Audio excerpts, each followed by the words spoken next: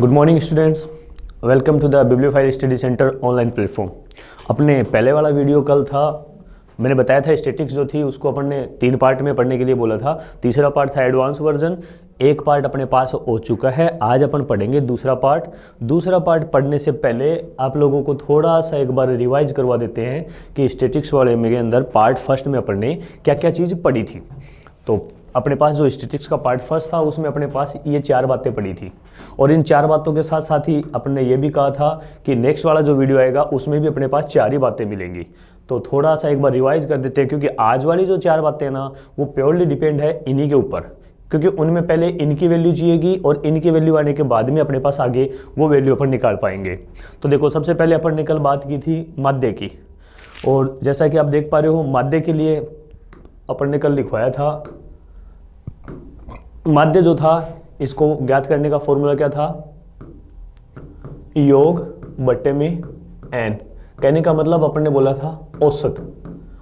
अगर एवरेज आपको पता है वही तो औसत था, और एवरेज निकालने का फॉर्मूला क्या था, राशियों का योग बट्टे राशियों की संख्या, जिसको अपन शॉर्ट में बोले थे योग बट्टे एन। इससे सिंपली अपन माध्य निकाल सकते हैं। जितने भी टोटल नंबर दे रखे थे उन नंबर्स को जोड़ के और टोटल नंबर्स का डिवाइड कर देते थे, उससे माध्य आता था। दूसरी थी अपने पास माध्यिका। याद है माध्यिका का एक नाम और भी बताया था, माध्यक, जिसको अपन मीडियन बोलते हैं, माध्यिका या माध्यक। माध्यक के लिए मैंने कल भी यूं कही कि पहले वाले वीडियो में भी आप लोगों को बताया था कि एक इसका जो मेन पॉइंट था वो था कि सबसे पहले जो डाटा थे उनको एक ऑर्डर में अरेंज करना है। अरेंज करने के बाद में माध्यक जो होता है वो क्या होगी, बीच वाली संख्या। जिन लोगों ने पहले वाला वीडियो देखा है उनको याद है बीच वाली संख्या, उसमें भी 2 कंडीशन होती थी, सम और विषम। अगर विषम नंबर थे तो बीच की संख्या 1 होती थी, और अगर सम नंबर थे तो बीच की संख्याएं 2 होती थी। और जब 2 बीच की आती थी तो अपने पास आंसर निकालते थे, उन दोनों का जोड़ करके 2 का भाग दे देते थे, मतलब उनका भी औसत चाहिए था। तीसरा था बहुलक। देखो, बहुलक मतलब जिसके जितने ज़्यादा लक वो उसी का बहुलक। और लक की बात करें तो इसका मतलब कि जिसकी फ्रीक्वेंसी जो अपने क्वेश्चन के अंदर, जो अपने बंटन के अंदर सबसे ज़्यादा बार आता था वही अपना बहुलक कहलाता था। और रिप्रेजेंटेशन के लिए अगर आपको याद हो तो बहुलक को अपन लिखते हैं मैथ में Z से, माध्यिका को लिखते हैं M से, और माध्य को लिखते थे X बार से। और लास्ट था परिसर, रेंज। रेंज के लिए अपने पास जो भी गिवन डाटा आते थे उसमें से जो मैक्सिमम वैल्यू होती थी उस मैक्सिमम वैल्यू में से मिनिमम वैल्यू अगर अपन घटा दें,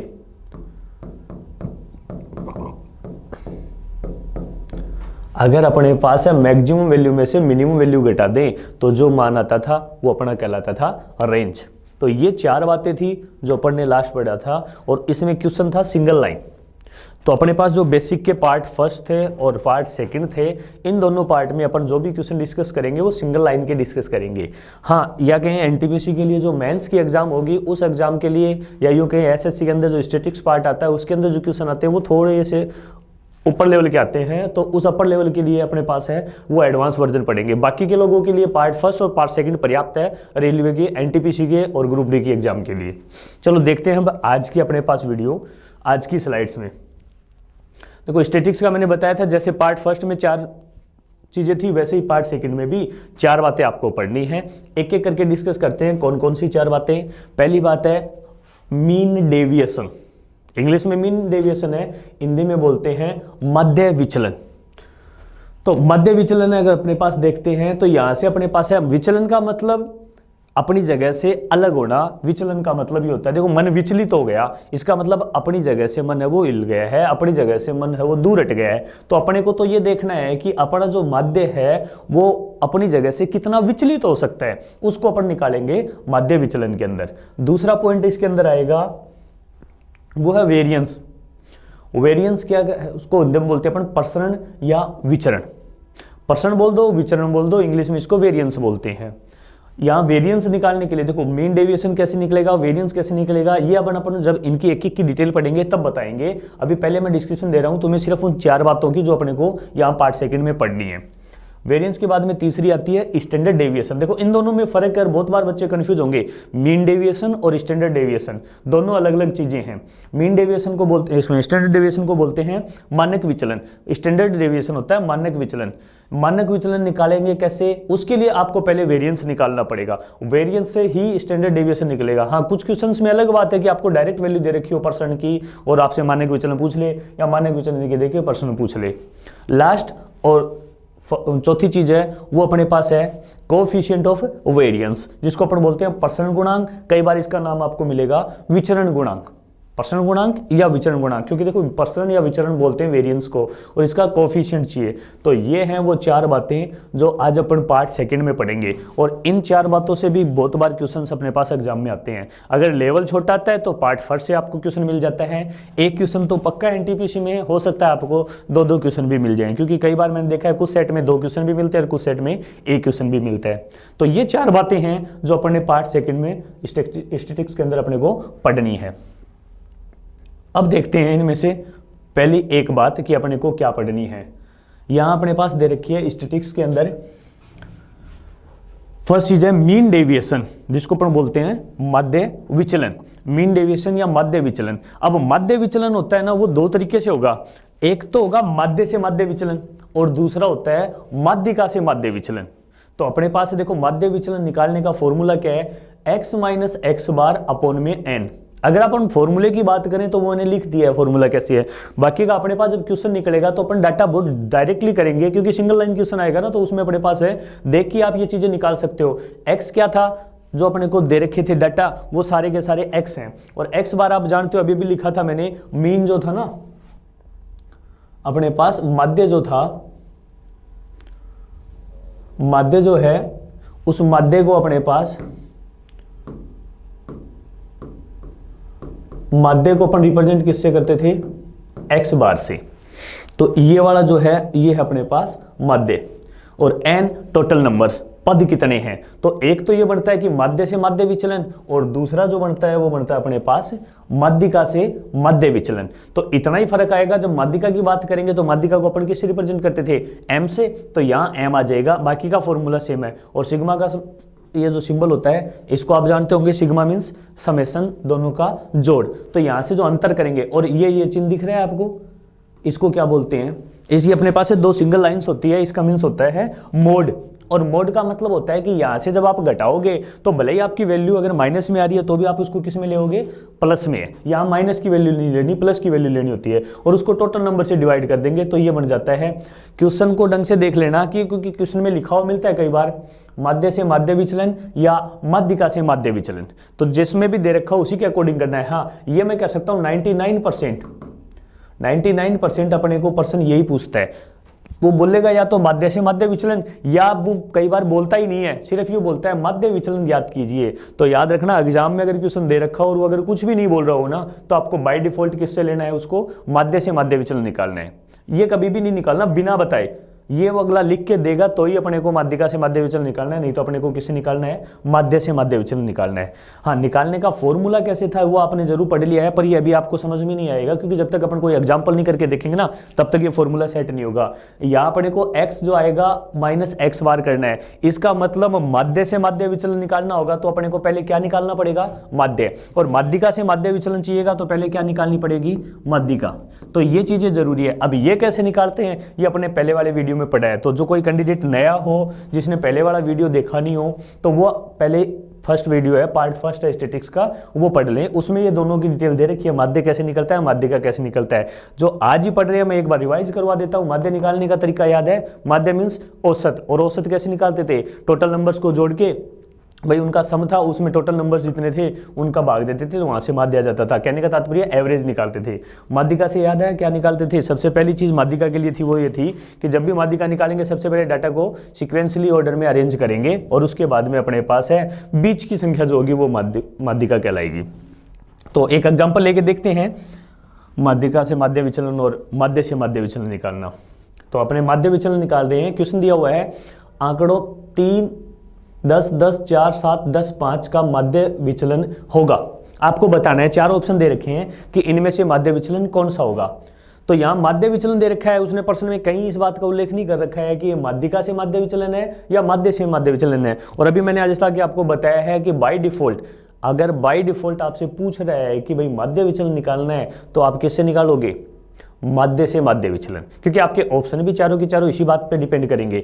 तो देखो सबसे पहले जब अपने को पोलर आया क्वेश्चन वाला कि माध्य से माध्य विचलन चाहिए तो सबसे पहले क्या निकालना पड़ेगा, माध्य निकालना पड़ेगा। और माध्य का फॉर्मूला क्या था, x बार बराबर योग बटे में n, इसी फॉर्मूले से निकालते थे। तो यहाँ जो नंबर दे रखे थे इन संबंध नंबर का ऐड कर लो, 10 10 20 23 23 और 4 27 27 और 10 37 37 और 5 42 42 और 7 और बच गए 49। तो यहाँ इन सब का जो सम हुआ है वो हुआ है 49। और अपने पास टोटल नंबर कितने हैं, 1 2 3 4 5 6 7, तो ये दे रखे हैं 7। 49/7, अगर आपको ढंग से कैलकुलेशन आती हो तो ये चीज़ें तो आपको टेबल याद हो, पहाड़े याद हो तो आप डायरेक्टली बता सकते हो 7। तो ये 7 क्या आ गया अपने पास, 7 वैल्यू आ गई है x बार की। अब अपने पास आता है मेन फॉर्मूला की माध्य विचलन चाहिए। तो माध्य विचलन के लिए पहले अपने को क्या निकालना पड़ेगा, x माइनस एक्स बार। इसका इतना सा मतलब होता है कि जो x की वैल्यू दे रखी है ना और उसमें से जो अपना x बार है उनका अंतर कितना है, और उस भी अंतर के आगे भी अपन ने ये लगा रखा था मॉडुलस के अंदर। इसका मतलब सिर्फ आपको डिफरेंस देखना है, सिंबल नहीं देखना है प्लस है या माइनस है, सिर्फ आपको इनका डिफरेंस देखना है। तो अब देखते हैं अपने पास डिफरेंस है वो कितना आता है इन सब का। देखो 3 ये दे रखी थी अपने पास वैल्यू और 7 अपने पास आया वो माध्य है।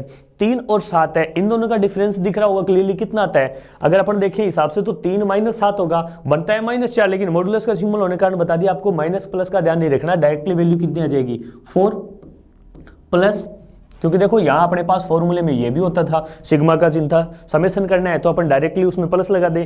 फिर 10 और 7 का डिफरेंस, देखो यहाँ अपने पास 7 7 7 7 ये लिख देता हूं मैं। और अपने को तो सिर्फ इनका डिफरेंस देखना है, क्योंकि यहाँ तो प्लस माइनस का तो झंझट खत्म हो ही गया अपने पास। तो यहाँ से अपने पास देखो कि 7 और 3 का डिफरेंस हो गया 4, 7 और 10 का 3, 7 और 4 का 7 और 10 का 3, 7 और 4 का 3, फिर 7 और 7 का डिफरेंस 0 प्लस यहाँ 3 और यहाँ 2, तो इनका टोटल कितना हो गया 4 + 3 7 3 10 13 19 21, ये वैल्यू आ गई अपने पास 21। नहीं, एक और ज्यादा जुड़ गया है, ये वैल्यू आ गई 4 3 7 10 13 16 और 18, इनका जो सम हो गया वो अपने पास हो गया है 18।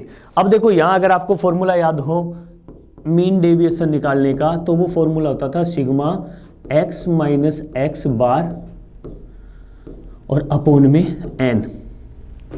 अब यहां देखो इसकी वैल्यू अपने पास कितनी आ गई है 18, और n मींस टोटल नंबर, कितने हैं टोटल नंबर, इनको जब काउंट किया था तो याद हो, देखो लिखे हुए थे ऊपर इधर से 7, तो अपने पास है मीन डेविएशन कितना हो गया 18/7, क्लियरली दिख रहा है ऑप्शन डी, चौथा ऑप्शन है उसमें अपने पास दे रखा है 18/7। तो ये तरीका होता है मीन डेविएशन निकालने का। चूंकि यहाँ पे अपने पास माध्य से माध्य विचलन, देखो दिया हुआ नहीं था तो बाय डिफॉल्ट किससे निकालेंगे, माध्य से। अगर यहाँ गिवन होता कि माध्यिका से होता है तो अपने पास पहले क्या निकालनी पड़ती, बस इतना ही तो चेंज होता है, वहां एक्स बार की जगह एम निकालना पड़ता, और अपन जो डाटा उसमें से लेस करते वो किसमें से करते, एम में से, और फिर उसके बाद में अपने पास आंसर आ जाता। तो ये क्वेश्चन देखो, देखे आप लोगों की समझ में आया कि नहीं आया, एक बार दोबारा रिपीट कर रहा हूं मैं, सेम यही क्वेश्चन है कि आपको बंटन दे दिया है, आपको आंकड़े दे दिए और इन आंकड़ों का माध्य विचलन पूछा है, और माध्य विचलन का जो फॉर्मूला था वो अपने पास ये वाला था, ये फॉर्मूला आपने पढ़ा था माध्य विचलन के लिए, ये फॉर्मूला था। अब इस फॉर्मूले में x माइनस एक्स बार चाहिए होता था, और x बार था अपने पास मध्य, x बार था वो मध्य था, तो पहले आपको मध्य कैलकुलेट करना पड़ेगा। वो अब आप कितनी जल्दी कैलकुलेट करते हो वो आपके ऊपर है। सिंगल डाटा दे रखा था, और मध्य का मतलब होता है एवरेज। भाई माध्य को अपन और कुछ नहीं बोल के एवरेज बोलते थे, और एवरेज होता था टोटल अपने पास उनका सम अपॉन में टोटल नंबर। तो इन सब को जोड़ा था तो इनका सम बना था 49, और अपने पास 7 से डिवाइड किया तो आंसर आ गया था 7। ये आ गया था अपने पास x बार की वैल्यू। अब अपने को उस x बार की वैल्यू को देखो, ज्यादा बेटर तो ये पड़ेगा कि जो अपने पास x आ रहा है वो इन डाटा, क्योंकि ये तो अपने पास डाटा दे रखे हैं, इन डाटा के पास में ऊपर लिख लो। अब यहाँ से आपको डिफरेंस करने में आसानी रहेगी, आप इनका डिफरेंस है वो इजीली कर सकते हो। नहीं तो अगर आप यहाँ नहीं लिखोगे ना तो यहाँ से एक एक करके देखोगे तो उसमें टाइम लगेगा, और हो सकता है कोई एक आधे यहाँ से अक्सर की गलती होने की भी संभावना रहती है, तो गलती होने के चांस वहाँ से खत्म हो जाते हैं, क्योंकि ये क्लियर है मॉडुलस लगने के बाद में अपने पास यहाँ से प्लस माइनस का झंझट खत्म हो जाता है। और यहाँ जो आएंगे सब क्वेश्चनों में यहाँ मॉडुलस ही मिलेगा, इसलिए वो टेंशन नहीं है कि सर कौन से में मॉडुलस लगाना है, कौन से में मॉडुलस नहीं लगाना है। तब यहाँ जब अपने मान निकाला था इन सब का डिफरेंस है 7 और 3 का, 7 और 10 का, 7 और 10 का, 7 और 4 का, 7 और 7 का, 7 और 10 का, 7 और 5 का, इनका डिफरेंस अपन ने यहाँ कैलकुलेट कर लिया है। ये था 4 + 3 + 3 + 0 3 + 0 + 3 + 2, इनका टोटल हुआ था 18। तो यहाँ इनका टोटल 18 हो गया, और अपन में अपने पास टोटल नंबर जो दे रखे थे वो लिखने थे, टोटल नंबर थे 7। तो यहाँ से अपने पास आंसर अपने को गेट हुआ था वो था 18/7। ये तरीका था अपने पास माध्य से माध्य विचलन। एक क्वेश्चन अपन और लेते हैं जिसमें मैं आपको बताता हूं इस बार माध्यिका से माध्य विचलन कैसे निकालेंगे। देखो ये दे रखा है, देखो इस बार यहाँ प्रश्न वाले ने क्लियर मेंशन किया आपको कि इसको इस बार जो माध्य विचलन चाहिए वो किससे चाहिए, माध्यिका से। अगर माध्यिका से माध्य विचलन चाहिए तो अपन पहले क्या निकालेंगे, माध्यिका, और अगर आपको माध्य से माध्य विचलन चाहिए तो क्या निकालोगे, पहले माध्य। हाँ, कुछ भी नहीं दे रखा हो तो भी किससे निकालना है, माध्य से। तो यहाँ देखो माध्यिका दे रखा है, और टोटल नंबर कितने हैं माध्यिका के लिए, 1 2 3 4 5 6 7 नंबर्स दे रखे हैं। टोटल नंबर जो थे अपने पास है ओड है, मतलब कि विषम नंबर है। तो यहाँ माध्यिका के लिए बताया था ना नोट लगा के कि माध्यिका के लिए सबसे पहले डाटा को एक ऑर्डर में आपको अरेंज करना पड़ेगा। तो लगते हैं इन डाटा को पहले एक अरेंज ऑर्डर में, सबसे जो लेस वैल्यू है वो 7 8 2 टाइम्स है, 7 8 8, फिर 9, फिर 11 12 और 14। देखो काउंट कर लेना, मैंने कल भी आपको ये बात बताई थी कि 11 12 14 3 और 3 ये 6 और ये 7, टोटल 7 वैल्यू थी, यहाँ भी 7 वैल्यू है। इसका मतलब हिसाब तो अपना बराबर चल रहा है। अब यहाँ देखो बीच की वैल्यू के लिए आपको बताया था कि आपको कटिंग करनी है, एक वैल्यू इस साइड से, एक वैल्यू इस साइड से, एक वैल्यू इस साइड से, एक वैल्यू इस साइड से, एक ये इस साइड से, एक इस साइड से। बच गई अपने पास मिडिल वैल्यू कितनी, 9। तो ये 9 क्या हो गई, माध्यिका। और माध्यिका को कौन से अक्षर से लिखते थे अपने पास है, जो अल्फाबेट काम में लेते थे वो लेते थे कैपिटल M। तो ये M हो गई माध्यिका। तो यहाँ देखो माध्यिका से माध्य विचलन चाहिएगा तो आपको पहले माध्यिका निकालनी ही पड़ेगी। और अब यहाँ आपको माध्यिका ये 9, तो ये जो भी बंटन दे रखे थे ना इन सब के ऊपर अपने पास है, इस तरीके से आप मेंशन कर सकते हो। अब आपको सिर्फ यहां से क्लियर करना था डिफरेंस। देखो याद है ऐसा कुछ फॉर्मूला लिखा था x - m, और वो भी क्या करना था लास्ट में, मॉडुलस करना है उनका, सॉरी सम करना है मॉडुलस का। तो यहां सम करेंगे तो इनका डिफरेंस 9 और 8 का डिफरेंस याद है ना, मॉडुलस का मींस कि प्लस माइनस का ध्यान नहीं देना, बस डिफरेंस देखना है कितना आएगा। तो डिफरेंस आ जाएगा यहां से 9 और 8 का डिफरेंस आ जाएगा 1, फिर 9 और 12 का 3, फिर 9 और 11 का 2, उसके बाद 9 और 9 का 0, फिर 9 और 14 का 5, 9 और 8 का 1, 9 और 7 का 2। और अब इनका टोटल कर लेते हैं। जब इनका सम आप करोगे तो 5 और 1 6 और 2 8 और 2 10 और 3 13 और 1 14। इनका टोटल अपने पास जो सम आ रहा है वो आ गया है 14। और अब अपने पास फॉर्मूला था मीन डेविएशन निकालने का, माध्य विचलन निकालने का माध्यिका से, सिग्मा x - m, और वो भी मॉडुलस में और अपोन में n। अब अपने पास ऊपर वाले की वैल्यू थी 14 और टोटल नंबर्स दे रखे थे वो थे 7, और यहाँ से डिवाइड करोगे तो क्लियरली दिख रहा है आंसर आएगा अपना 2, जो कि आपको मिलेगा 4th ऑप्शन में 2। तो दोनों प्रोसेस सिमिलर है, आपको माध्यिका से माध्य विचलन निकालना हो चाहे माध्य से माध्य विचलन निकालना हो, पर इन दोनों में अपने पास है जो कॉमन बात थी फॉर्मूला भी सेम है। क्योंकि लेस अगर माध्यिका से पूछे तो आपको घटाना किससे है, माध्यिका से, और अगर माध्य से माध्य विचलन पूछे तो घटाना किससे है, माध्य से। और घटाने के बाद में जो वैल्यू आएंगी उन सब का टोटल करना है, और टोटल में जितने नंबर थे उनका डिवाइड करके आपको आंसर गेट करना है। इस तरीके से देखो अपने पास ये। अगर आपको फिर भी लगे कि डाउट है तो वीडियो को थोड़ा सा और धीरे करके आप देख सकते हो, और पहले एक ही क्वेश्चन को खुद करके सोल्व करके देखोगे ना, तब ये चीजें क्लियर होंगी। देखने में हो सकता है आपको आसान लगे, आपको ऐसे लगता होगी ये तो अपना आ गई, लेकिन जब तुम खुद कोई क्वेश्चन देखते हो ना और वहां फंसते हो तब पता चलता है असली में कि आपको आई है या फिर सिर्फ वहम ही था। तो इस तरीके से आप वहम भी दूर कर सकते हो। ये तो था माध्य विचलन, क्योंकि माध्य विचलन के लिए पहले माध्य चाहिएगा या माध्यिका से माध्य विचलन चाहिए तो आपको माध्यिका चाहिए, वो दोनों आपको होनी चाहिए। जिन लोगों ने, मैं बार बार रिपीट कर रहा हूँ वापस, कि नहीं देखा है तो आपको पहला पार्ट जरूर देखना है। पहला पार्ट देखने के बाद ही आप सेकंड पार्ट है वो समझ पाओगे। एक और क्वेश्चन देखते हैं जिसमें देखो इस बार उसने मेंशन नहीं किया है, वापस सिर्फ क्या लिखा है, माध्य विचलन। अब बता सकते हो माध्य विचलन किससे निकालना है, क्योंकि दिया हुआ नहीं हो तो बाय डिफॉल्ट किससे निकालोगे, माध्य से माध्य विचलन। तो पहले तो आपको इन डाटा का क्या निकालना है, माध्य, और माध्य को रिप्रेजेंट करते थे किससे, x बार से, और माध्य का फॉर्मूला था योग बट्टे में n, योग इन सब डाटा का योग करना है। 9 और 2 11 और 9 20 23 29 और 4 33 और 9 42, तो इनका सम हो गया अपने पास 42। और अब आपको देखने हैं टोटल नंबर्स, तो टोटल नंबर कितने हैं 1 2 3 4 5 6 7, अपॉन में 7 किया तो आ गया आंसर 6। तो ये जो 6 आया है ये अभी वैल्यू आई है अपने पास x बार की, इसका मतलब माध्य आया है वो आया है सिर्फ अपने पास 6। और यहाँ से अपने पास जो फॉर्मूला चाहिएगा उसमें सिग्मा x माइनस एक्स बार ये वैल्यू चाहिए। तो समझ में आया कुछ, यहाँ सब में 6 6 6 6 6 6 ये लिख देंगे। अब डिफरेंस देख लो, 6 और 2 का डिफरेंस 4 प्लस 6 और 9 का डिफरेंस 3 प्लस 6 और 9 का वापस रिपीट हो रहा है 3, 6 और 3 का 3 प्लस 6 और 6 का 0, 6 और 9 का 3 प्लस 6 और 4 का 2। और अब इनका सम कर लो, 4 प्लस 3 7 30 10 30 16 और 18, इनका सम आ गया अपने पास 18। और आपको जो पूछा था वो पूछा है मीन डेविएशन, माध्य विचलन। तो यहाँ अपने पास ये बन जाएगा sigma x minus x bar upon में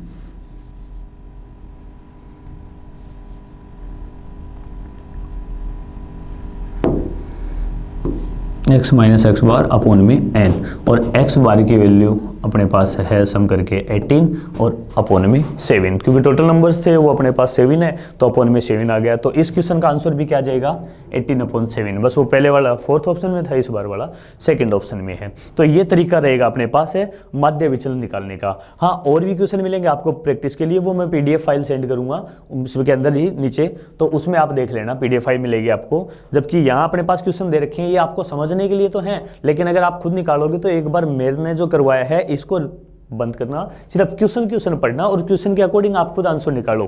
जब आप आंसर खुद निकालने लगोगे ना तब समझ लेना कि आपको ये चीजें अच्छी तरीके से आ गई हैं। अब देखते हैं अपने पास आज के लिए दूसरा टॉपिक था अपने पास वेरिएंस, जिसको अपन बोलते हैं हिंदी में प्रसरण या विचरण, या कई बार इसको प्रसार भी बोल देते हैं, कई जगह पे इनका नाम, इसका नाम प्रसार भी मिल जाता है आपको।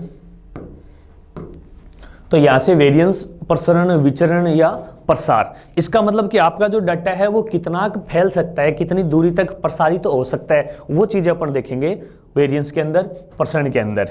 तो उसके अंदर अपने पास है क्या देखना है, फॉर्मूला अपने पास देखो, वेरिएंस को रिप्रेजेंट किससे करेंगे, वो है अपने पास न्यू स्क्वायर, जिसको अपने पास है ये जो दे रखा है इसको न्यू बोलते हैं। तो यहाँ न्यू स्क्वायर जो दे रखा है इसको बोलते हैं। और इसमें जो चीजें देख रही थी आपको कुछ देखी हुई सी लग रही हैं, अभी अपन ने माध्य विचलन जो निकाला था ना, उस माध्य विचलन में अपने पास, उस माध्य विचलन में ऐसा ही कुछ था, बस इसमें एक नई चीज क्या आ गई है कि यहाँ क्या दे दिया है स्क्वायर। तो सिग्मा ये न्यू स्क्वायर जो आएगा इसको अपने पास है यहाँ भी स्क्वायर करना है। तो इतना तो अपने को निकालना आता ही था, x माइनस एक्स बार अपन ने निकाला था, पर इस बार जो एक और काम अपना बढ़ गया वो क्या गया, इस बार इनको नहीं जोड़ना, इस बार अपने को इनका स्क्वायर करना है और उसे स्क्वायर करने के बाद आपको जोड़ना है। देखते हैं कैसे जोड़ना है, वो आप एक क्वेश्चन की हेल्प से समझ पाओगे, क्योंकि यहाँ अपने पास है इसका स्क्वायर करके देखना है। फॉर्मूला तो लिखने में उस जैसे लग रहा है भाई, पहले वाले में अपन ने जो निकाला था ना MD मानक विचलन निकाल रहे थे, उसमें क्या था भाई ये 2 शामिल नहीं था। और अगर अपने पास है इस 2 के अलावा अगर अपन देखें, इस 2 को अगर छुपा लेते तो बाकी का तो फॉर्मूला वही बन रहा है MD वाला ही, पर अब अपने पास एक स्क्वायर एक्स्ट्रा आ गया है। तो देखते हैं अपने पास कि इसके बेसिस पे प्रसरण कैसे निकलता है। आपको एक वैल्यू गिवन है, एक सेट दे रखा है, देखो ये जो सिंबल दे रखा है ना, ये सेट का सिंबल होता है। सेट के अंदर वैल्यू दे रखी है 10 10 9 10 10 11 10 11 9, ये आपको दे रखी है 3 3 6 और 3 9 वैल्यू टोटल दे रखी है अपने पास, और आपको पूछ रखा है कि इस सेट का अपने को वेरिएंस निकालना है, इस समुच्चय का पर्सन ज्ञात करना है। और पर्सन ज्ञात करने के लिए फॉर्मूला भी अपने पास लिखा हुआ था, न्यू स्क्वायर बराबर सिग्मा एक्स माइनस एक्स बार, और वो भी मॉडुलस में उसका होल स्क्वायर अपॉन में एन, ये दे रखा है। तो सबसे पहली और जरूरी चीज थी वो क्या थी, x माइनस एक्स बार निकालना था, और उसके लिए भी पहले x बार चाहिएगा। x बार का मतलब जानते हो, माध्य। तो माध्य निकालने के लिए फॉर्मूला क्या था, राशियों का योग बटे राशियों की संख्या योग बटे n। तो अपने पास जितने भी डाटा दे रखे हैं, देखो अभी अभी काउंट किए थे, टोटल डाटा कितने हैं, 9 डाटा है, और इन 9 डाटा का अपने को चाहिए सम। तो सम के लिए देखो 10 कितनी बार है, 1 2 3 4 5, 5 टाइम 10 है, तो ये तो हो गया 50, और ये देखो 20 ये बन रहे और 20 ये बन रहे, बाकी के तो सारे काउंट हो ही गए। 50 तो हो गए, 20 ये हो गए 70, और 20 ये हो गए 90। तो इनका सबका सम कितना हो गया 90, और अपने पास नंबर टोटल कितने हैं 9, और जब डिवाइड करोगे तो यहाँ से अपने पास है जो माध्य आएगा वो आ जाएगा 10। तो x बार की वैल्यू 10 आ गई है। अब अपने को निकालना पड़ता था x माइनस एक्स बार। अगर x माइनस एक्स की बार की बात करें तो मैं यही लिख देता हूं 10 10 10 10 10 10 10, क्योंकि सब में अपने को अब 10 से क्या देखना है, डिफरेंस देखना है। यहां लिखने से फायदा ये हो जाता है कि आपको बार बार इस साइड नहीं देखना पड़ेगा, आप यहीं से डिफरेंस दे सकते हो। 10 और 10 का डिफरेंस 0, फिर दोबारा 10 और 10 का डिफरेंस 0, फिर 10 और 9 का 1, फिर 10 और 10 का 0, उसके बाद में 10 और 10 का 0, 10 और 11 का 1, उसके बाद में 10 और 10 का 0, 10 और 11 का 1, 10 और 9 का 1। तो ये नंबर्स देखो 3 और 2 5 6 और 3 9 नंबर्स हो गए, ये इनका अपने पास डिफरेंस आ गया। पर अब अपने को ये नहीं चाहिए था, अपने को क्या चाहिए है, x माइनस एक्स बार जो है इसका स्क्वायर चाहिए। यहाँ अपने पास सिग्मा नहीं, अभी यहाँ सिग्मा नहीं लगाना अपने को, यहाँ अपने पास है इसके अंदर लगाएंगे सिग्मा। तो अब देखो यहाँ स्क्वायर लगा दिया, तो अपने पास जो भी वैल्यू थी इन सबका स्क्वायर, 0 का स्क्वायर प्लस 0 का स्क्वायर प्लस 1 का स्क्वायर प्लस 0 का स्क्वायर प्लस 0 का स्क्वायर प्लस 1 का स्क्वायर प्लस 0 का स्क्वायर प्लस 1 का स्क्वायर और प्लस 1 का स्क्वायर, ये अपने पास है वैल्यू आ गई है। अब इन सबको जब आप जोड़ोगे तो 0 का स्क्वायर आप सब लोग जानते हो 0 होता है, 1 का स्क्वायर भी 1 होता है, तो इनको सिंपली ऐड करना है 0 plus 0 plus 1 plus 0 plus 0 plus 1 plus 0 plus 1 plus में 1, और अब यहाँ टोटल काउंट करेंगे तो इनकी वैल्यू आ गई है 4। इसका मतलब अपने फॉर्मूले के अंदर जो x माइनस एक्स बार का होल स्क्वायर है उसकी वैल्यू आ गई 4, और आप जानते हो टोटल वैल्यू कितनी दे रखी है, ये तो हो गया 4 और टोटल वैल्यू है वो 9। तो अपने पास सिग्मा स्क्वायर पूछा गया, इसमें परसेंट पूछा है तो परसेंट आ गया 4/9। ये चौथा ऑप्शन सही होगा इसमें 4/9।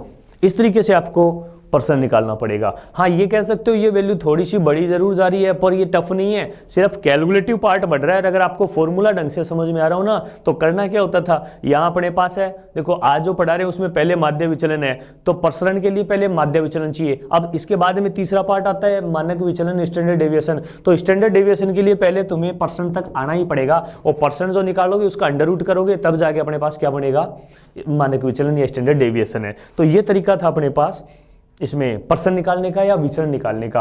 हाँ, कई बार ऐसा हो सकता है कि परसेंट और विचरण के अंदर अपने पास डायरेक्टली क्वेश्चन पूछता है। वो डायरेक्टली क्वेश्चन कैसे पूछता है, क्योंकि मैंने अभी भी बताया आपको, देखो सिग्मा स्क्वायर है, इसका मान है परसेंट, और अगर आपसे वो एक स्टैंडर्ड डेविएशन है वो पूछ लेता है, तो स्टैंडर्ड डेविएशन अभी नेक्स्ट वाला पार्ट आएगा, उसको अपन लिखते हैं अंडर रूट में न्यू स्क्वायर।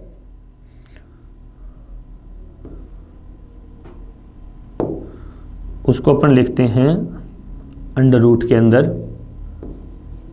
और ये स्क्वायर में। तो यहां अपने पास जो वैल्यू आई है उसका अपन अंडर रूट निकाल दें। अगर वेरिएंस का आप अंडर रूट निकाल रहे हो तो उससे क्या बन जाएगा, स्टैंडर्ड डेविएशन। देखो कैसे डायरेक्टली क्वेश्चन दिए हुए हैं इनके ऊपर, तो ये दे दिया एक जनसंख्या का मानक विचलन 9 है। मानक विचलन का मतलब स्टैंडर्ड डेविएशन, ये आपको गिवन है।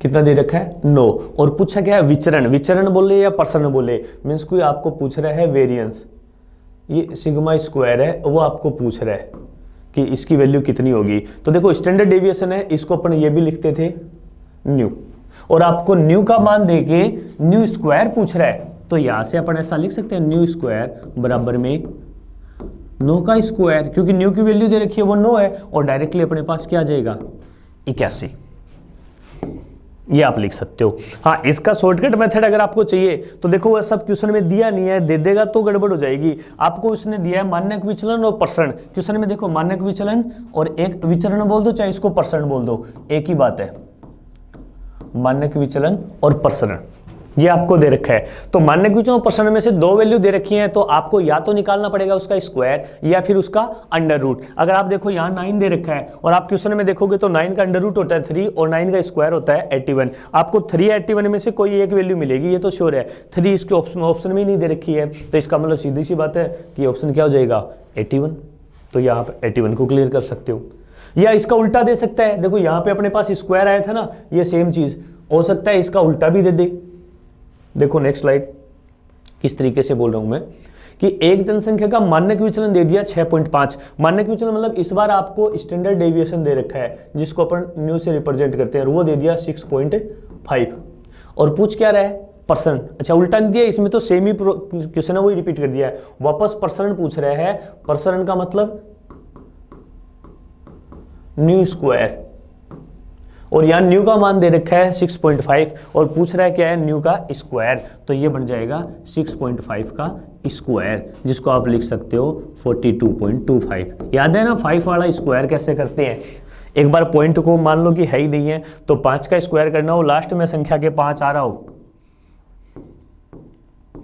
जैसे 35 को 35 से गुणा या 35 का बोले स्क्वायर करना है, तो यहाँ अपने पास है 35 का स्क्वायर अगर आपको करना है तो स्क्वायर किस तरीके से करोगे, लास्ट में 5 आ रहा है तो यहाँ तो इसका 5 हो जाएगा 25, और अपने पास जो वैल्यू दे रखी है ना, एक इससे बढ़ा के इससे मल्टीप्लाई कर दो, 3 को इससे एक बड़ी वैल्यू से मल्टीप्लाई कर दो, जस्ट बड़ी से, तो 3 है 3 से बड़ी 4, और 4 को 3 से मल्टीप्लाई करोगे तो कितना आएगा 1225। मान लो ऐसे आ गया 65 का स्क्वायर चाहिए यहाँ अपने पास, तो 5 का तो हो गया 25, और 6 दे रखा है ना, इससे एक बड़ी वैल्यू, 6 से बड़ी वैल्यू क्या हो जाएगी 7, और 7 और 6 को मल्टीप्लाई करोगे तो बनेगा 4225। क्योंकि अपने इस क्वेश्चन में यहाँ पॉइंट था तो स्क्वायर में 2 संख्या से पहले पॉइंट हो जाएगा, तो यहाँ पॉइंट लग रहा है तो यहाँ पॉइंट लग जाएगा, और यहाँ पॉइंट लगने के साथ ही इसका आंसर 42.25। कोई भी संख्या कर सकते हो, जैसे बड़ी संख्या होगी तो वो आपके मल्टीप्लाई में आपको आना चाहिए, बाकी का और कर सकते हो। 5 है तो इसका बिना कुछ किए भी बता सकते हो, 5 है तो लास्ट में कितना लिखोगे 25, और 7 है, 7 से एक बड़ी वैल्यू अपने को मल्टीप्लाई करनी पड़ेगी, तो 7 से बड़ी क्या हो जाएगी 7 से बड़ी 8, और 8 को 7 से मल्टीप्लाई करोगे तो 5625। तो ये 5 का अपने पास है स्क्वायर लास्ट वाला, इस तरीके से कर सकते हो। इसको एक बार अपने पास डिस्कार्ड करते हैं।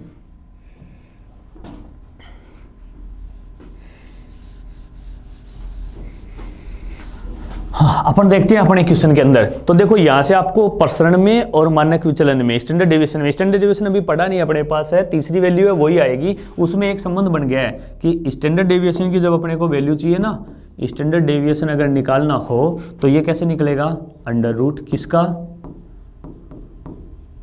प्रसरण का। यहाँ प्रसरण का अंडर रूट कर दो, स्टैंडर्ड डेविएशन है, इसको अपन ऐसा भी बोलते हैं मानक विचलन,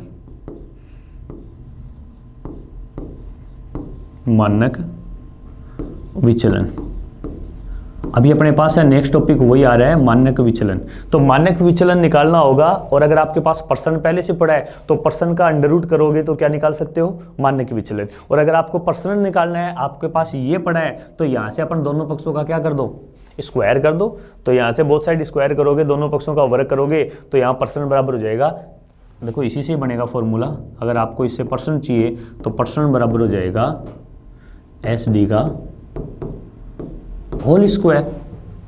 तो ये दोनों फॉर्मूले इंटर रिलेटेड हैं, अभी आगे आएंगे, क्योंकि अगर आपको क्वेश्चन में उसने ये पूछ भी लिया ना स्टैंडर्ड डेविएशन, तो उसके लिए भी पहले क्या निकालना पड़ेगा, प्रसरण, और प्रसरण किससे होके जाएगा, माध्य विचलन से, और माध्य विचलन निकालने के लिए आपको क्या चाहिएगा, पहले माध्य चाहिएगा। तो ये सारे प्रश्न जो है आज वाले एक दूसरे से रिलेटेड है, चयन सिस्टम से जुड़े हुए हैं, एक चीज के बाद दूसरी, दूसरी के बाद तीसरी, और तीसरी के बाद में चौथी निकलेगी।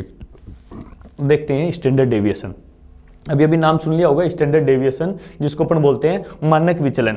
एक तो ये ध्यान रखना कि बहुत बार अगर एग्जाम में क्वेश्चन आता है तो कई बार तो आता है माध्य विचलन और कई बार आता है मानक विचलन, और कई लोगों को ऐसे लगता है जैसे दोनों एक ही चीजें हों। ये दोनों सेम चीजें नहीं हैं, दोनों अलग अलग चीजें हैं। माध्य विचलन तो इजीली पार्ट था। माध्य विचलन के लिए तो अपन क्या करते थे, x माइनस में x बार सिग्मा, इसमें मॉडुलस में सिग्मा करते और n का भाग दे देते, ये तो निकलता था माध्य विचलन।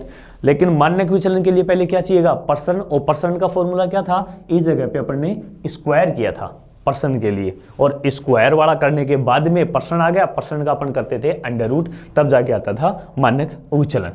तो देखते हैं मानक विचलन कैसे निकालना पड़ेगा अपने को।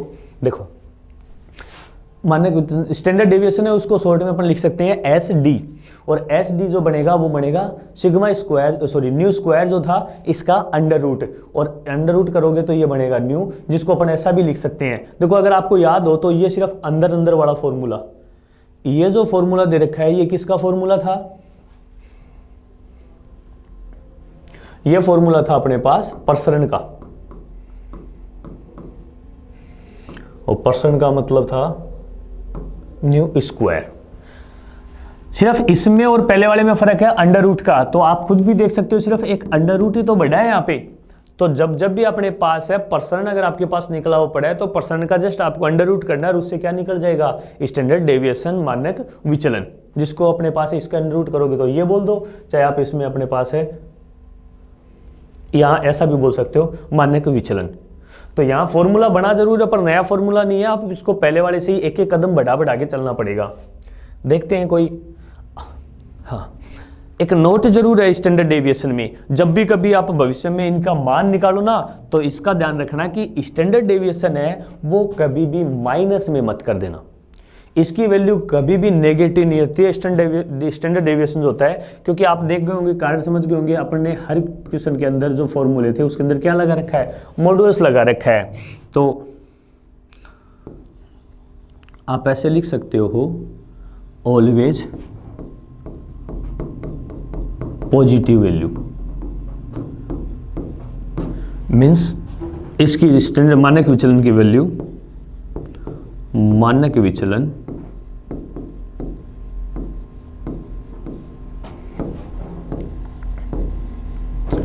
कभी भी ऋणात्मक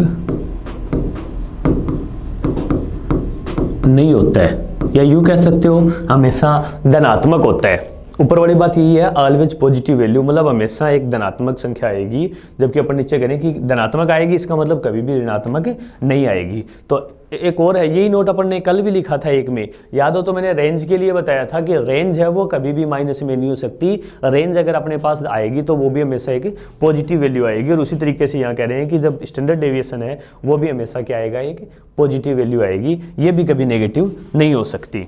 तो स्टैंडर्ड डेविएशन निकालना कैसे है, कुछ क्वेश्चन से लेके देखते हैं।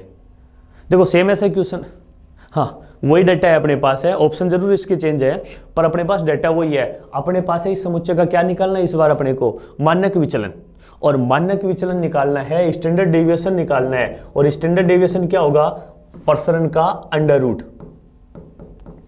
परसेंट निकालने के बाद में उसका अंडर रूट कर दोगे तो उससे क्या निकाल सकते हो, मानक विचलन निकलेगा।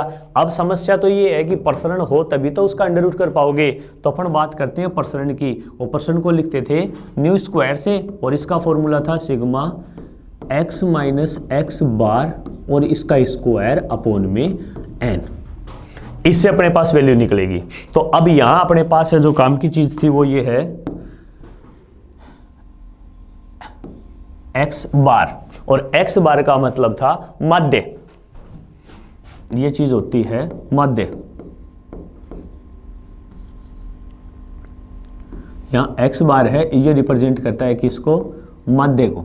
यहां अपने पास है माध्य निकालना पड़ेगा। माध्य के लिए देखो डाटा दे रखा है, अगर आप लोगों को याद हो पहले वाली वैल्यू तो अपन ने जोड़ा किस तरीके से था, 1 2 3 4 5 तो 10 थे, 50 तो ये हो गया था, और 20 ये रहा था, 20 अपने पास ये रहा था, मीन्स टोटल वैल्यू हो गई थी 90। तो यहाँ से अपन ने x बार निकाला था, वो निकाला था 90 अपॉन में 2 to 4 6, 8 और एक 9, ये आ गया था 10।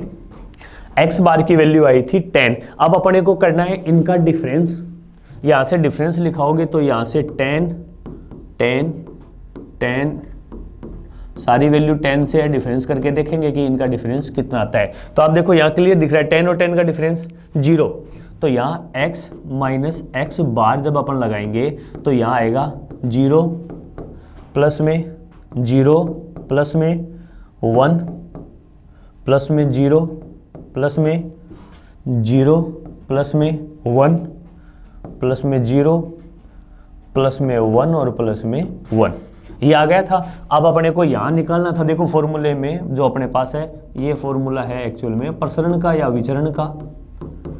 यहाँ से आप हम मान निकालेंगे तो x माइनस एक्स बार है उसका स्क्वायर, तो ये बनेगा अपने पास 0 का स्क्वायर, 0 प्लस 0 का मैं स्क्वायर लगा देता हूँ, नहीं तो ऐसे लगेगा रिपीट ही हो रही है वैल्यू एक बार, प्लस 0 का स्क्वायर प्लस 0 का स्क्वायर प्लस में 1 का स्क्वायर प्लस में 0 का स्क्वायर, 0 का स्क्वायर प्लस में 1 का स्क्वायर प्लस में 1 का स्क्वायर, 1 2 3 4 5 6 7 8 9। और अब जब यहाँ इनको ऐड करोगे तो बनेगा 0 प्लस 0 प्लस 1 प्लस में 0 प्लस में 0 प्लस में 1 प्लस में 0 प्लस में 1 और प्लस में 1, और इनका टोटल हो जाएगा 4। और अब यहाँ अपने पास जो संख्या थी इसको डिवाइड करना था n से, तो मैं कह सकता हूँ यहाँ से न्यू स्क्वायर है उसका मान आ जाएगा 4/9, ये आ गया अपने पास न्यू स्क्वायर। इसका मतलब परसेंट का मान आ गया, लेकिन इस बार अपने को परसेंट नहीं चाहिए, चाहिए क्या, मानक विचलन। भाई स्टैंडर्ड डेविएशन है, इसका मतलब होता है मानक विचलन, और अगर आपको मानक विचलन का मान चाहिए तो इसका फॉर्मूला क्या था, परसेंट जो आएगा न्यू स्क्वायर है, या यूं कहे जो परसेंट का मान है उसका तुम्हें क्या निकालना है, अंडर रूट, और ये आ जाएगा अंडर रूट में 4/9 और बाहर आएगा तो ये हो जाएगा 2/3। तो अपने पास जो वैल्यू आएगी इस बार अपना आंसर चेंज होकर जाएगा 2/3 पे। पहले यही आंसर आया था 4/9, क्योंकि पहले जो क्वेश्चन था उसमें पूछा क्या था आपसे, परसेंट पूछ रहा था, और इस बार पूछा क्या है, मानक विचलन। तो अगर परसेंट आपके हाथ में है तो आपको उसका अंडर रूट कर दोगे तो उससे क्या बन जाएगा, मानक विचलन। और अगर यहाँ अपने पास उल्टा देखें, क्योंकि अभी देखो वो पर्सन भी आएंगे, ऐसा बड़ा पर्सन देने के चांस कम होता है। आजकल एग्जाम में क्वेश्चन क्या आते हैं, एक वैल्यू दे देता है, या तो वो मानक विचलन दे देता है फिर पर्सन पूछ लेता है, या आपको पर्सन दे देता है और फिर मानक विचलन पूछ लेता है। 2 क्वेश्चन अपन ने पहले किए थे ना, उसी पैटर्न के ऊपर आधारित है नेक्स्ट क्वेश्चन। देखो इसमें अगर आपको डाउट हो तो बोलो, इसमें से अगर आपके पास है कोई दिक्कत आ रही है तो मैं वापस बता रहा हूँ आपको, अपन ने स्टार्टिंग किया था ना, आपको पूछ क्या रहा है इस पर्सन में, मानक विचलन। आपको इस क्वेश्चन में उसने मानक विचलन पूछा है, और मानक विचलन अगर अपन निकाल रहे हैं यहाँ से, तो मानक विचलन के लिए स्टैंडर्ड डेविएशन के लिए क्या चाहिए, परसेंट का अंडर रूट चाहिए सिर्फ। तो यहाँ से अपने पास आता है परसेंट कैसे कैलकुलेट करेंगे, परसेंट कैलकुलेट करने का अपने पास ये फॉर्मूला दे रखा था, इससे अपने पास परसेंट आ जाएगा। यहाँ परसेंट निकालने के लिए पहले अपने को चाहिए था माध्य कैलकुलेट किया, फिर x माइनस एक्स बार किया, x माइनस एक्स बार के सारे टर्म्स का स्क्वायर किया, स्क्वायर करके ऐड करेंगे तो उसका सम आया अपने पास 4, और फिर उस 4 को डिवाइड कर दिया n से, कि देखो अपन में यहाँ फॉर्मूले में अपन में n दे रखा है, यहाँ डिवाइड करेंगे तो 4/9 लिखा हुआ मिलेगा, 4/9 दे रखा था। इससे 4/9 क्या आया था, इसका परसेंट, भाई म्यू स्क्वायर है, इसको अपन क्या बोलते हैं, परसेंट, और परसेंट जो आ गया है तो इसके बाद में परसेंट का अंडर रूट कर दो, उससे अपने पास मानक विचलन निकल के आएगा, स्टैंडर्ड डेविएशन आएगा, तो वो जाएगा 2/3। ये सी वाला ऑप्शन इसका राइट था। प्रैक्टिस तो आपको इन क्वेश्चनों की करनी पड़ेगी, हाँ एक बार ये थोड़ा सा दिमाग में बैठाना पड़ेगा कि ये क्या है क्या नहीं है। एक बार समझ में आ गए तो इनमें कोई बड़ी चीज़ नहीं है, कैलकुलेशन बहुत आसान है, बस ये आपको प्रोसेस पता होनी चाहिए। देखते हैं डायरेक्ट क्वेश्चन अपने पास। देखो इस बार क्या कह रहा है, डाटा सेट का परसेंट दे दिया 144, परसेंट देने का मतलब समझ गए, आपको क्या दे दिया है, इसका मान दे दिया है कितना, 144, और पूछ क्या रहा है, मानक विचलन, स्टैंडर्ड डेविएशन पूछ रहा है। स्टैंडर्ड डेविएशन का मतलब था ये, और ये कैसे निकलता है, इसी फॉर्मूले से। और वैसे भी मैंने आप थोड़ी देर पहले आपको बताया था एक शॉर्ट ट्रिक, कि आपको एक मान देके दूसरा पूछता है तो या तो अंडर रूट होगा या स्क्वायर होगा। आप 4 ऑप्शन में से चेक कर लो, 144 का या तो अंडर रूट दे रखा है या स्क्वायर, तो स्क्वायर तो कहीं दे ही नहीं रखा 144 का। हाँ एक और चीज ध्यान रखना है, देखो इस बार अपने पास ऑप्शन ए में क्या दे रखा है, +-12, और ऑप्शन बी में क्या दे रखा है, सिर्फ 12। तो ये जरूर ध्यान रखना, क्योंकि अभी एक नोट लिखवाया था, याद है आपको, स्टैंडर्ड डेविएशन के लिए, कि स्टैंडर्ड डेविएशन कभी भी नेगेटिव नहीं होता है। देखो यहाँ मानक विचलन ज्ञात करना है, यही तो चाहिए था अपने को, और मैंने वहाँ नोट में क्लियर करके लिखवाया है कि वो हमेशा एक पॉजिटिव वैल्यू होगी। तो पॉजिटिव वैल्यू होगी तो नेगेटिव तो हो ही नहीं सकती, इसलिए ऑप्शन ए है, इस पे टिक मत कर देना। आपको इससे पहले ये देगा और आपको लगेगा अंडर रूट देख के, इस साइड आपको अंडर रूट देख के ऐसा लगेगा कि अंडर रूट 144 जब यहाँ से सोल्व करते हैं तो वैल्यू आएगी कहीं +-12 ना, ऐसा कर दोगे गलत हो जाएगा। आपको स्टैंडर्ड डेविएशन जब भी निकालना हो, याद रखना हमेशा प्लस की वैल्यू करना, तो इसका आंसर आ जाएगा +12, मीन्स बी ऑप्शन। तो इस टाइप का डायरेक्ट दे रखा हो तो मैं बता रहा हूं आपको, क्यों फॉर्मूले से करने की भी जरूरत नहीं है, यह देख लेना या तो उसका स्क्वायर मिलेगा या उसका अंडर रूट मिलेगा। तो ऑप्शन में एक ही मिलता है, ज्यादातर दोनों मिलते ही नहीं है, तो आपको देख लेना, बस ये ध्यान रखना वैल्यू हमेशा पॉजिटिव लेनी है।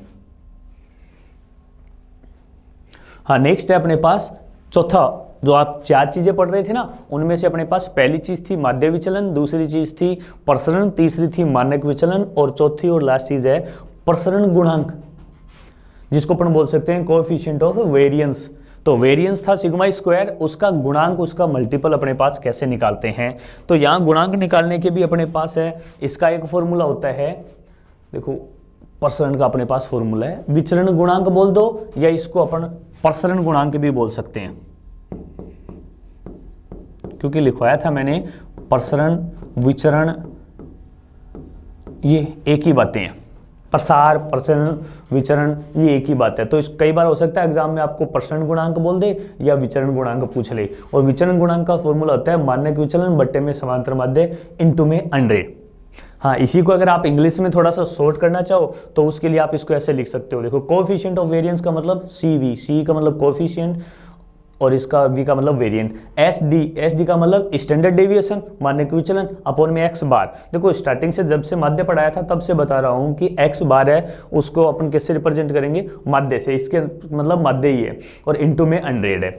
हाँ, ये जरूर कह सकते हो। इसके बाद में आपको इसके अंदर भी एक नोट लगा हुआ मिलेगा आपको, नोट क्या है, वो नोट है इस 100 के ऊपर, ये जो अपने पास 100 लगा रहे हैं ना, इस 100 के ऊपर है। ये 100 लगाते हैं कि नहीं लगाते, कई बार इसमें कंफ्यूज हो जाते हैं। कई बुक्स में आपको मिलेगा तो 100 के बिना मिलता है, कई बुक्स में आपको 100 लगा हुआ मिलता है।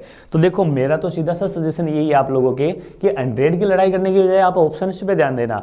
अगर क्वेश्चन में आपके ऑप्शंस परसेंटेज में है तो 100 आएगा,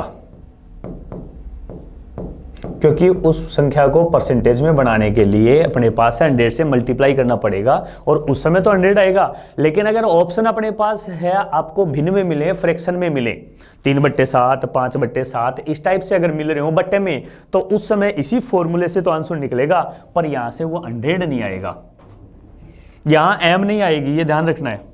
यहां x बार आता है, तो मानक विचलन बट्टे में समांतर माध्य, यहाँ अपने पास आ जाएगा स्टैंडर्ड डेविएशन और यहाँ आ जाएगा सिर्फ मीन। तो यहाँ अपने पास है वैल्यू, देखो कोई सी भी बड़ी हो सकती है, कोई सी भी छोटी हो सकती है, इसकी अपन अभी गारंटी नहीं दे सकते। कहीं आप ये सोचो छोटी वैल्यू ऊपर लिखनी होती है, बड़ी वैल्यू नीचे लिखनी होती है, या इसका उल्टा, ऐसा नहीं है। तो यहाँ अपने पास है ये एक ही फॉर्मूला है, बस ये प्योर है, वो हिंदी में लिखा हुआ था, इसको अपन ने शॉर्ट कर दिया है इंग्लिश में लिख के, और मल्टीपल के लिए 100 है। नॉर्मली मैंने देखा है कि जो क्वेश्चन आते हैं ना उसमें वो परसेंटेज में देता है, तो परसेंटेज में दी हुई मिले तो आप 100 लगा के रख लेना, और अगर परसेंटेज में दी हुई नहीं मिले तो आप उसको बिना 100 के कर लेना। बिना 100 के करोगे तो वो बट्टे में लिखा जाएगा, 1/3 है, 1/7 है, 5/8 है, इस तरीके से आप परसेंटेज में लिख सकते हो। तो देखते हैं इसका। हाँ, क्वेश्चन निकालने के लिए क्या है कि आपको मानक विचलन समांतर माध्य निकालने की जरूरत नहीं पड़ेगी। इससे रिलेटेड कोएफिशिएंट ऑफ वेरिएंस से रिलेटेड अगर क्वेश्चन आपसे पूछा जाता है तो उसमें ये मान आपको डायरेक्टली देगा, मानक विचलन दे देगा, समांतर माध्य दे देगा, ये दोनों चीजें गिवन रहेंगी, और उसके बाद में पूछता है विचरण गुणांक। तो इसमें कौन सी बड़ी बात है, अगर आपको ये फॉर्मूला पता होगा तो फिर ये सारा का सारा बच्चों का खेल है, आप आराम से वैल्यू निकाल सकते हो। देखते हैं इसके ऊपर बेस्ड क्वेश्चंस।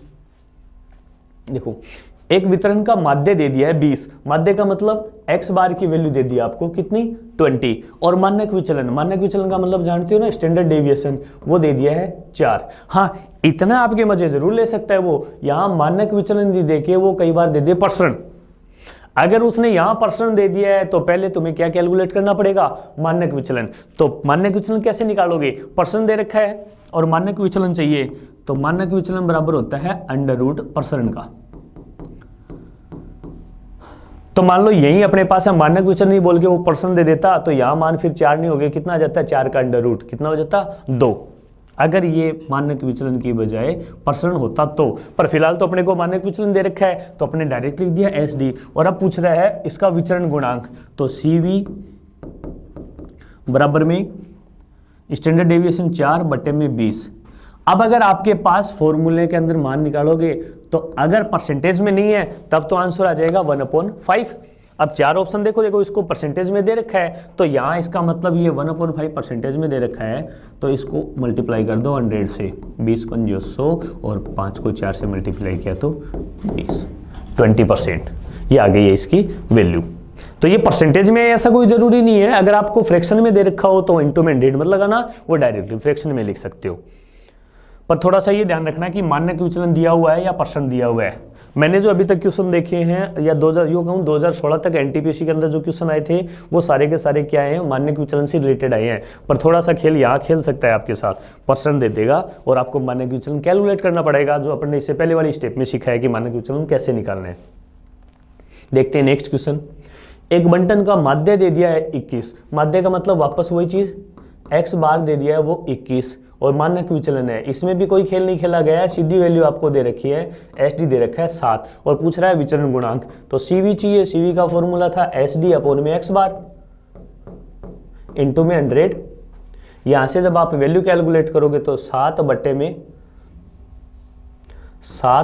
में 21 इंटू में 100 और यहां से ये कटेगा इससे 3 बार, तो 1/3 लिख दो। अगर आपके पास फ्रैक्शन में वैल्यू दे रखी है तब तो, और फ्रैक्शन में नहीं है तो इसको लिख सकते हो 33 से ही 1/3%। आप अच्छा इसमें वो 1/3 लिख के उसको भी डिवाइड कर रखा है, तो 33 का तो ऑप्शन ही अपने पास एक है, 33 से ही 1/3%। तो ये अपने पास सी ऑप्शन अपना आंसर आ जाएगा। तो कर सकते हो ऐसे कैलकुलेट।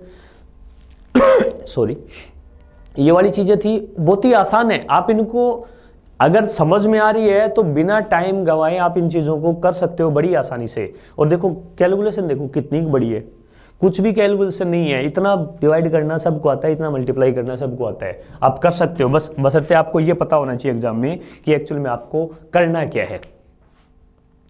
वो 4 टॉपिक थे वो तो खत्म हो गए। अब अपन पार्ट फर्स्ट और पार्ट सेकंड के मिला के एक कॉमन चीज बचती है कि माध्य, माध्यिका और बहुलक में संबंध, रिलेशन बिटवीन मीन, मीडियन और मोड।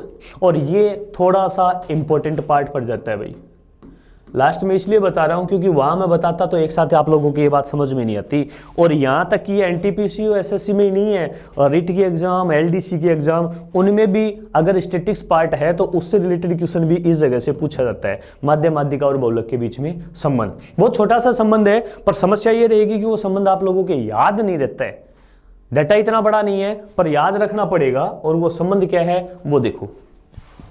देखो माध्य को मैं बार बार ये शॉर्ट टर्म इसलिए यूज करता हूं ताकि तुम्हें याद हो जाए। माध्य को अपन किससे लिखते थे, x बार से, माध्यिका को m से और बहुलक को z से। तो z, m और x बार कहीं भी लिखे हुए मिले तो उसका सीधा सा अर्थ ये होता है कि यहाँ अपने पास है माध्य, माध्यिका और बहुलक की बात कर रहा है। और देखो ये रिलेशन दे रखा है, या तो आप इसको ऐसे बोल दो, ये और ये दोनों सेम ही, इनमें कोई नई चीज नहीं है, बस ये माइनस का 2x बार था वो इस साइड था, इसको उठा के इस साइड लेके आओगे तो माइनस वाला प्लस का हो जाएगा और 3m उस साइड बच जाएगा।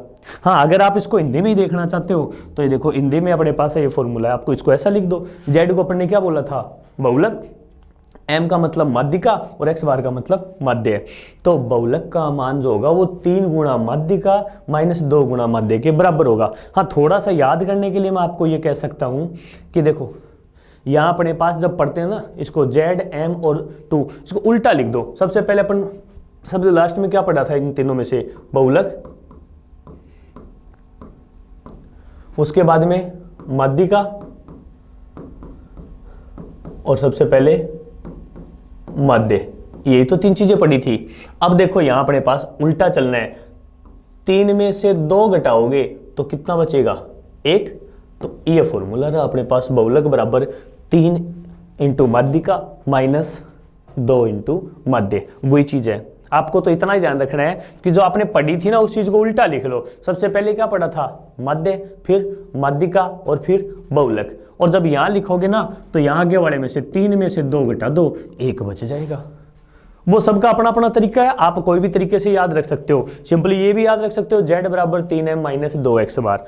तो यहां से अपने पास है, ये इनके बीच में संबंध होता है मध्य, माध्यिका और बहुलक में। और इनमें क्वेश्चन वाला क्या करता है, देखो इस रिलेशन के अंदर 3 चीजें काम में आएंगी, मध्य, माध्यिका और बहुलक। इन 3 में से 2 वैल्यू आपको देगा, या तो आपको मध्य दे देगा और माध्यिका दे देगा और बहुलक पूछ लेगा, या बहुलक और माध्य देगा आपको माध्यिका पूछ लेगा। क्वेश्चन इस तरीके से बनेंगे। तो देखते हैं इस संबंध के अंदर अपने पास है क्वेश्चन क्या बनता है। हाँ देखो दे रखा है क्वेश्चन में संख्याओं का मध्य 30, माध्यिका 28, तो उसका बहुलक ज्ञात करो। मीन्स आपको मोड फाइंड आउट करना है, जबकि उसका मीन दे रखा है 30 और माध्यिका दे रखी है 28। आपके हेल्प के लिए मैंने ये वाला यहाँ पे लिंक दे दिया है ताकि आपको फॉर्मूला है वो ऊपर ही मिल जाए, यहाँ पे याद रहे। देखो दे रखा है, बस वो आपको पहचानना है कि कौन सी चीज लिखनी किसमें। बहुलक आपको ज्ञात करना है तो सीधा सा यह फॉर्मूले में z बराबर में 3 इंटू माध्यिका, m का मतलब था माध्यिका मीडियन, तो माध्यिका कितनी दे रखी है 28, ये यहाँ लिख दो, माइनस 2 इंटू में माध्य दे रखा है आपको 30, तो ये यहाँ पे आ जाएगा। अब इसकी वैल्यू कैलकुलेट करनी थी, 28 को 3 से करोगे 84, माइनस 30 इंटू 2 60, और यहाँ लेस करोगे तो 24। ये देखो सीधी सीधी वैल्यू है 24, ऑप्शन सी आंसर हो जाएगा अपना। सेम उसी रिलेशन से है। अब आप चाहे इसको इस तरीके से करके लिख लो दूसरे वाला लिंक था ना अपने पास,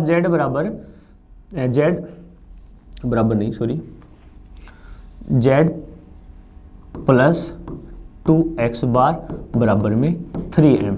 इससे लिखोगे तो भी z प्लस 2 इंटू 30 बराबर 3 इंटू 28। अब भेजना पड़ेगा उस साइड, तो z बराबर 84 माइनस में 60 बराबर में 24। तो आप चाहे कोई से भी तरीके से करो, क्योंकि दोनों फॉर्मूले हैं तो सेम ही, तो उससे अपने पास ही आंसर आ जाएगा। एक और प्रश्न करते हैं आसान सा। हाँ आपकी हेल्प के लिए इसमें भी फॉर्मूला ऊपर लिखा हुआ है। देखो बहुलक और माध्यिका का डिफरेंस दे दिया है 14। अब फॉर्मूला तो लिखा हुआ है, पर बोलोगे सर फॉर्मूला तो कहीं काम में ही नहीं आ रहा। लेकिन इसमें देखो थोड़ा सा दिमाग वाला खेल है। अगर एग्जाम वाला चाहता है तो आपको कई तरीके के नाच नचवा सकता है। और ये फॉर्मूला नया नहीं है, फॉर्मूला तो वही है, पर देखो फिर भी अपने पास इस बार प्रॉब्लम आएगी, क्योंकि इस बार डिफरेंस किसका दिया है, माध्यिका और बहुलक का, बहुलक और माध्यिका का।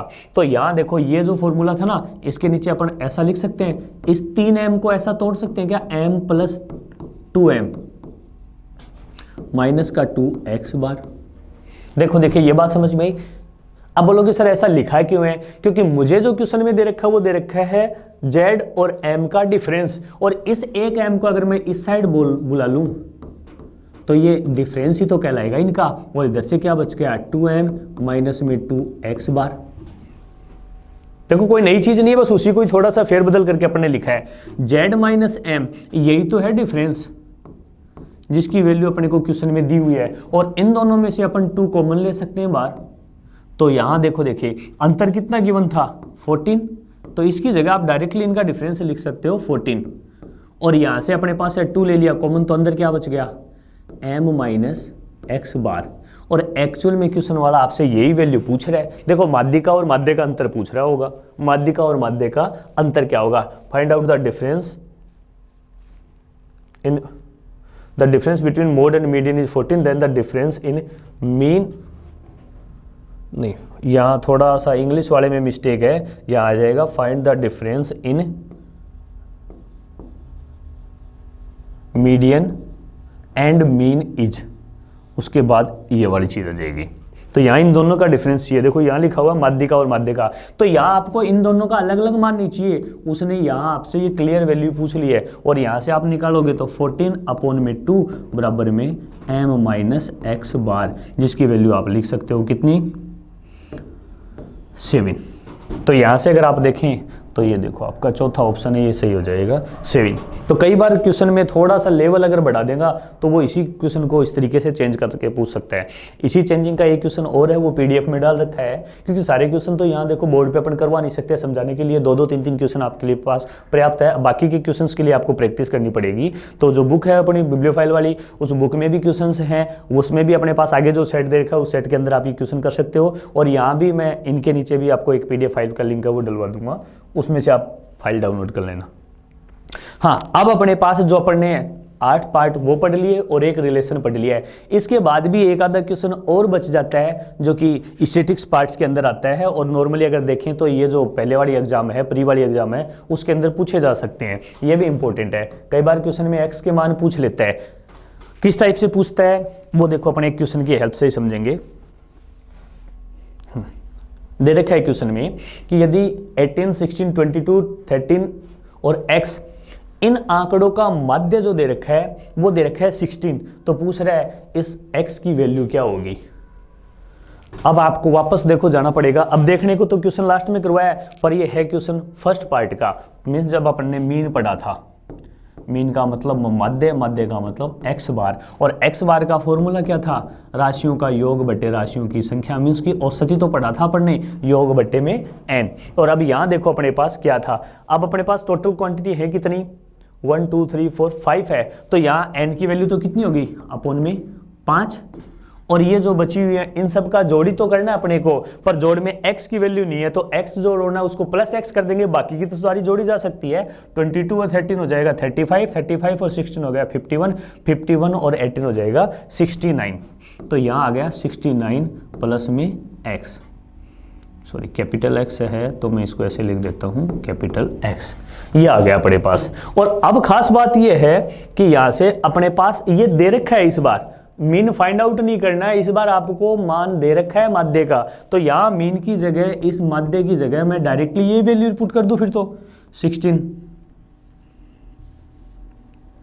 तो 16 इजिकल टू 69 प्लस में x अपोन में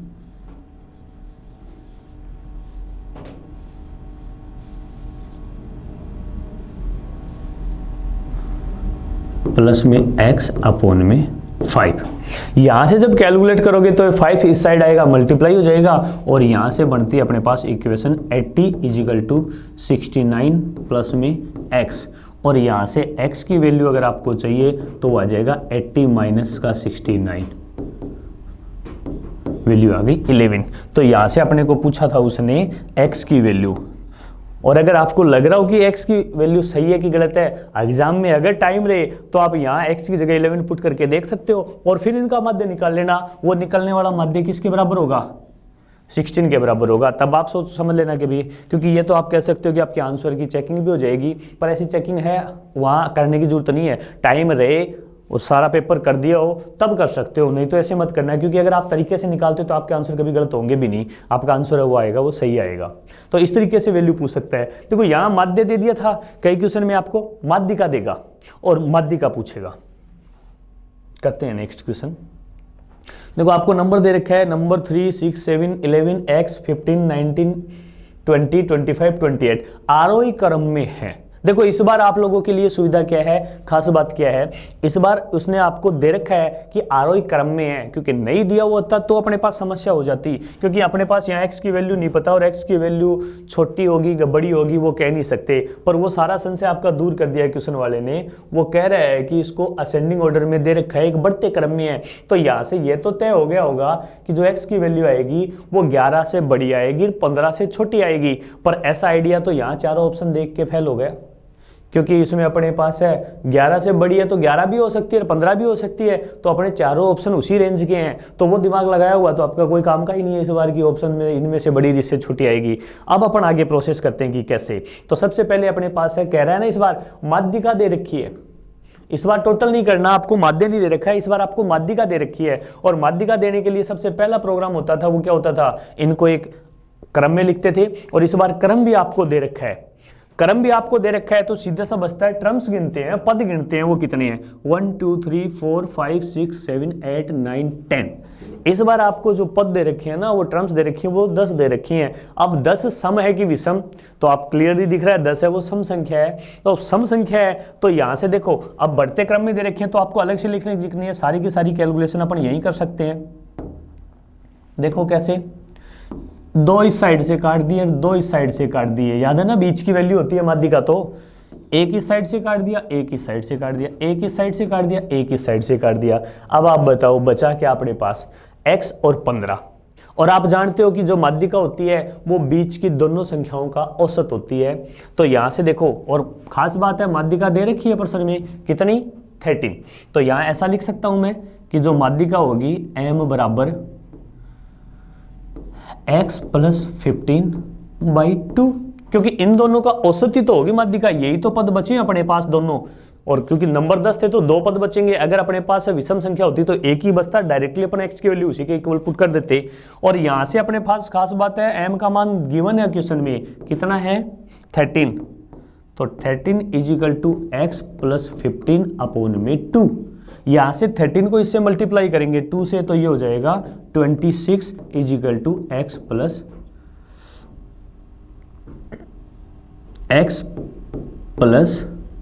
15। और यहां से अपने पास है क्लियरली दिख रहा है जो वैल्यू आएगी x की, ये है इस क्वेश्चन में भी x की वैल्यू आ रही है वो 11 आ रही है, ये लो। हाँ तो 11 हो सकता है क्योंकि अभी भी ये इंक्रीजिंग ऑर्डर में है, 11 से छोटा तो आया ही नहीं है, 11 से इक्वल आ सकता है, 11 से ग्रेटर आ सकता है। तो ये तरीका था। तो x के मान है, कई बार वो माध्यिका वगैरह दे देता है, अपने को निकालनी नहीं पड़ती, पर मेथड तो अभी भी वही तरीके से काम में आ रहा था। जब वो देगा तो उसमें ये चीज़ भी क्लियर है कि वो आपको ऑर्डर में देगा, क्योंकि यहाँ ऑर्डर आपको एडजस्ट करना थोड़ा सा मुश्किल रहता है, x की वैल्यू पता नहीं होती ना, इस कारण से। हाँ ऐसा पर्सन जरूर होता है, कई बार वो 2-2x दे देता है। देखते हैं 2-2x वाले कैसे है। देखो नेक्स्ट क्वेश्चन अपने पास है, इसमें डबल बार दे रखा है x, और देखो एक चीज और क्लियर कर दी है, आरोही क्रम में व्यवस्थित है, इसका मतलब आपके पास, और यहाँ गिवन दे रखी है माध्यिका है वो गिवन दे रखी है 17, और क्वेश्चन में कह रहा है कि ये जो सारे के सारे डेटा है ये असेंडिंग ऑर्डर में आपको पास जचे हुए हैं, बढ़ते क्रम में आरोही क्रम में व्यवस्थित है। तो यहाँ जब ये व्यवस्थित है तो ये तो तय है कि ये जो x प्लस 1 की वैल्यू आएगी ये वाली, और इस साइड वाली ये वैल्यू जो आएगी वो अपने पास है 15 के बराबर या 15 से बड़ी होगी, और ये वाली वैल्यू है वो भी इस वैल्यू से बड़ी और 20 से बराबर या 20 से छोटी होगी।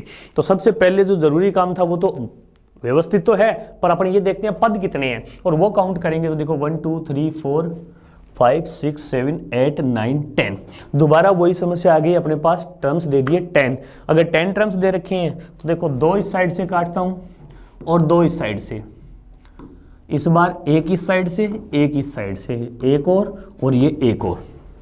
अब अपने पास दोबारा टर्म्स बच गई कितनी, 2 टर्म्स बच गई, पर पिछले वाले में तो एक में वैल्यू थी, एक में x की वैल्यू थी, इस बार दोनों में x की वैल्यू है। तो अपने पास यहाँ जब अपन m निकालते हैं 2 वैल्यू बचती है, तो m उन दोनों का एवरेज होता है। तो यहाँ से आप ऐसा लिख सकते हो x प्लस में 1 प्लस में, ये तो पहला टर्म हो गया, दूसरा है x प्लस में 3, ये दूसरा टर्म, और इन दोनों का एवरेज जो होता है ना वो अपने पास है माध्यिका होता था। तो यहाँ से आप देखो, देखिए ये गिवन है, m की वैल्यू कितनी दे रखी है 17, और 17 को इधर 2 से मल्टीप्लाई करेंगे तो ये तो हो गया 34, और यहाँ से वैल्यू देखो सिंपली प्लस का चिन्ह है तो ये दोनों के दोनों डायरेक्टली अपने पास है, ब्रैकेट से बाहर लिख सकते हो, x और x मिलके हो गए 2x प्लस में 4, ये 4 है इस साइड जाएगा तो माइनस का हो जाएगा 30 इजिकल टू 2x, और यहाँ से क्लियर हो रहा है x इजिकल टू 13/2 बराबर में 15। तो यहाँ आप कह सकते हो x की वैल्यू है, पूछा क्या इसने, x की वैल्यू आपसे पूछी है तो वो आ जाएगी बी ऑप्शन में दे रखी है 15। कई बार ऐसा भी पूछ लेता है कि यहाँ x नहीं दे के कह देता है x प्लस 8 का मान कितना होगा, तो उस समय ध्यान रखना है x प्लस 8 का पूछेगा तो ये 15 भी उसमें एग्जाम में मिलेगा आपको आंसर में, और वहाँ एक में मिलेगा 23। तो ध्यान रखना कि पूछा क्या गया है, क्योंकि अभी जो वैल्यू आई थी वो आपकी 15x की आई है। अगर डायरेक्टली x ही पूछा है तो आप ये लिख सकते हो, और x से ज़्यादा कुछ कम ज़्यादा कुछ भी पूछ सकता है तो उसको ध्यान में रखते हुए आप उस तरीके से आंसर दे सकते हो। Okay, thank you guys.